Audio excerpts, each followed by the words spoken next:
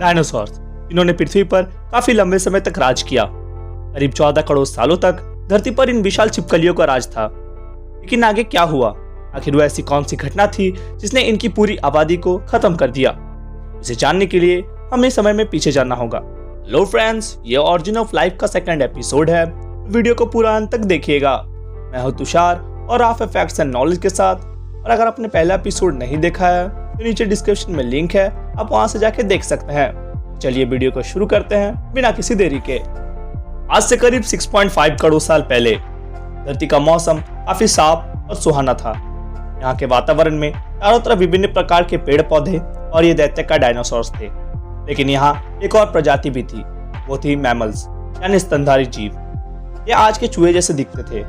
ये जीव दैत्य छिपकलियों के डर से जमीन और पेड़ों के अंदर छुप के रहते थे और इनका यही डर आगे चल के इनके लिए वरदान बना।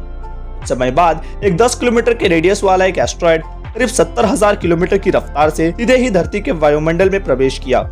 आकर्षण के कारण ये एक आग के गोले में तब्दील हो गया। इसकी चमक इतनी ज्यादा थी कि इसके 800 किलोमीटर के रेडियस में आने वाले सभी जीव पूरी तरह से अंधे हो चुके थे। एस्ट्रॉयड के जमीन से टकराते ही एक भयंकर विस्फोट के साथ धरती का लाखों मैट्रिक टन धातु अंतरिक्ष में चला गया। विस्फोट वाली जगह में एक 180 किलोमीटर चौड़ा और 20 किलोमीटर गहरा गड्ढा बन गया। इस गड्ढे का सारा मैटर आसमान में एक बड़े से धूल के बादल का निर्माण किया। इतने बड़े टक्कर की वजह से भूकंप के तरंगे धरती के क्रस्ट में बहुत दूर तक चली गई, जिसने समुद्र में बड़े बड़े लहरों का निर्माण किया और चारों ओर सुनामी आ गई। इस विस्फोट में रेडिएशन की मात्रा इतनी बढ़ गई थी कि 800 किलोमीटर के रेडियस में आने वाले सभी जीव जलकर राख बन चुके थे। इस विनाश में उड़ने वाले जीव जमीनी खतरों से बच गए थे, मगर 40 मिनट बाद जो टन धातु विस्फोट से अंतरिक्ष में चला गया था, वह अब पृथ्वी के गुरुत्वाकर्षण के चलते जमीन पर आग के गोले बन के बरसने लगे। साथ ही वो धूल का बड़ा सा बादल 20,000 किलोमीटर की रफ्तार से पूरी धरती को ढक लिया। ये कई किलोमीटर मोटे थे, इनकी वजह से सूरज की रोशनी कई सालों तक धरती तक नहीं पहुंच पाई। विस्फोट के 90 मिनट बाद धरती का टेम्परेचर 150 डिग्री तक चला गया, जिसकी वजह से जो डायनासोर विस्फोट के इलाकों से बहुत दूर थे वे भी गर्मी के कारण मर गए। इस महाविनाश में धरती के कुल 75% आबादी पूरी तरह से खत्म हो गई। लेकिन जमीन के अंदर रहने के कारण मैमल्स इस विशाल प्राकृतिक विपदा से सरवाइव कर पाए। गर्मी से बचने के लिए वे जमीन के अंदर रहने लगे और जिंदा रहने के लिए सब कुछ खाना शुरू कर दिया। कुछ लाख साल बाद धरती का वातावरण फिर से सामान्य हो गया। इसकी सतह पर फिर से नए पेड़ पौधे उगने लगे। जो जीव इस महाविनाश से बच गए थे उनमें एडॉप्टिव रेडिएशन की प्रक्रिया से बहुत सारे नए प्रजातियों का जन्म हुआ। आज से करीब 5.5 करोड़ साल पहले बंदर जैसी प्रजाति आई, जिनकी आंखें सर में आगे की तरफ थी। लेकिन इसी काल में इनके सर में एक महत्वपूर्ण एवोल्यूशन हुआ। इनके स्पाइनल कॉर्ड को मस्तिष्क से जोड़ने वाला चीज, जिसे फोरमेन मैग्नम कहते हैं, वो स्कल के पीछे के हिस्से से सेंटर की तरफ शिफ्ट होने लगा। इसका मतलब अब जो प्रजाति आई वो सीधे खड़े होने में सक्षम थे। आज से करीब 4.7 करोड़ साल पहले अब धरती का वातावरण आज के समान हो चुका था। इसका तापमान करीब 24 डिग्री के आसपास था। धरती के टेक्टोनिक प्लेट्स में फिर से हलचल हुई, जिसने धरती के 2 बड़े महाद्वीपों को आपस में जोड़ दिया। ये वही भूभाग है जहां आज हम रहते हैं। यह है इंडिया, जो एशिया महाद्वीप से आके जुड़ गया।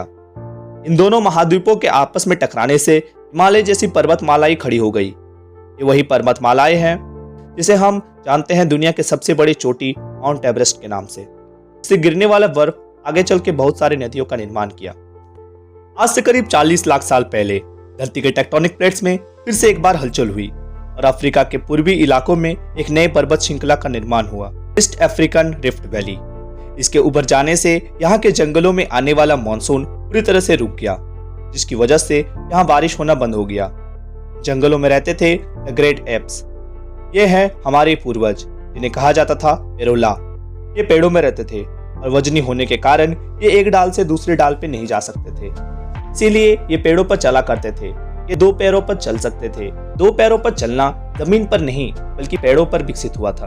आगे चलकर यही एप्स वातावरण और जगह के अनुसार बदल गए। कुछ चिंपैंजीज और गोरिल्लास में विकसित हुए, कुछ इंसानों में विकसित हुए। कुछ लाख साल बाद बारिश के बंद हो जाने से जंगल सूख गया। जंगल सूखने की वजह से यहाँ के एप्स के लिए खाने की समस्या उत्पन्न होने लगी। खाने की तलाश में यह अब पैरों से उतरकर जमीन में कदम रखने लगे। यह है एडिपिथेकस रेमिडस। इन्होंने जमीन पर पहला कदम रखा और आज हम इन्हीं के कारण कान पर कदम रख सके। इनका दिमाग एक संतरे जितना बड़ा था और इनकी लंबाई 4 फुट तक थी। इन हजारों सालों के विकास के बाद अब ये 2 पैरों पर चलने लगे थे, जिससे ऊर्जा कम खर्च होती थी और ये चलते चलते भी खा सकते थे। समय के साथ साथ विकास की प्रक्रिया चलती रही। करीब 23 लाख साल पहले इनका दिमाग काफी बड़ा हो चुका था। ये थे होमो हेबिलियस। इन्होंने पत्थर को हथियार की तरह इस्तेमाल करना सीख लिया था। समय बीतने के साथ ये अब समूह में रहने लगे और अन्य जानवरों का शिकार करने लगे। ये थे होमो इरेक्टस। इन्होंने ही सबसे पहले आग का इस्तेमाल करना सीखा। आग की खोज अब तक की सबसे बड़ी खोज थी। ये उन्हें गर्मी, रोशनी और जंगली जानवरों से बचाती थी। इसी वजह से अब परिवार बनने लगे। इन्होंने मांस को पकाकर खाना सीख लिया था। अब इन्हें मांस को चबाने में कम ऊर्जा खर्च होने लगी और ये ऊर्जा अब इनके दिमाग और शरीर में खर्च होने लगा। इनका दिमाग अब काफी बड़ा होने लगा।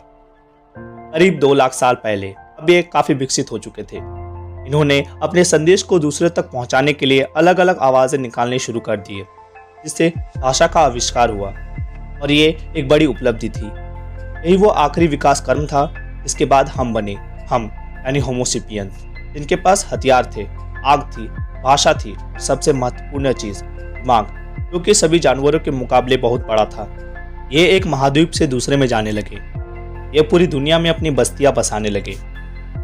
ये हर उस हुनर का विकास करने लगे जिससे कि वो सही मायनों में इंसान बन सके। अब हम पूरी तरह से विकसित हो चुके हैं। हमारे जैसा अब कोई नहीं। लेकिन ये सब तो बस एक शुरुआत है। हमें और आगे जाना है और खुद को विकसित और विकसित करना है। दोस्तों, आज के लिए बस इतना ही। आशा करता हूँ आपको ये वीडियो पसंद आई होगी। अगर नहीं भी आई है फिर भी अपने विचार नीचे कमेंट करके जरूर बताएं। मैं आपको मिलता हूँ किसी और वीडियो में। तब तक के लिए अपना और अपने परिवार का ख्याल रखें।